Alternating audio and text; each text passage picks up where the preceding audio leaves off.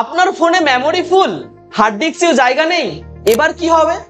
এরকম চিন্তা ভাবনা এবার ভুলে যান, কারণ বিজ্ঞানীরা এমন এক প্রযুক্তি নিয়ে এসেছে যেখানে ডেটা রাখা হবে মানুষের ডিএনএ এর মধ্যে। হ্যাঁ, এটা কোনো সায়েন্স ফিকশন নয়, এটা হচ্ছে ডিএনএ ডেটা স্টোরেজ।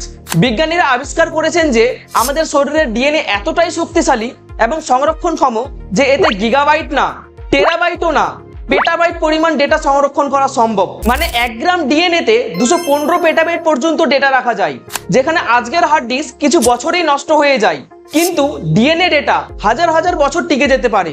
এই প্রযুক্তিতে 0 আর 1 মানে বাইনারি কোডকে ডিএনএ এর এটিজিসি কেমিক্যাল লেটারে রূপান্তরিত করা হয়, এরপর সেটা কৃত্রিমভাবে তৈরি করা ডিএনএ তে রাইট করে রাখা হয়। হার্ভার্ড ইউনিভার্সিটির গবেষকরা ইতিমধ্যেই এক বই এবং এক ভিডিও পুরোপুরি ডিএনএ তে রূপান্তর করে সংরক্ষণ করেছেন।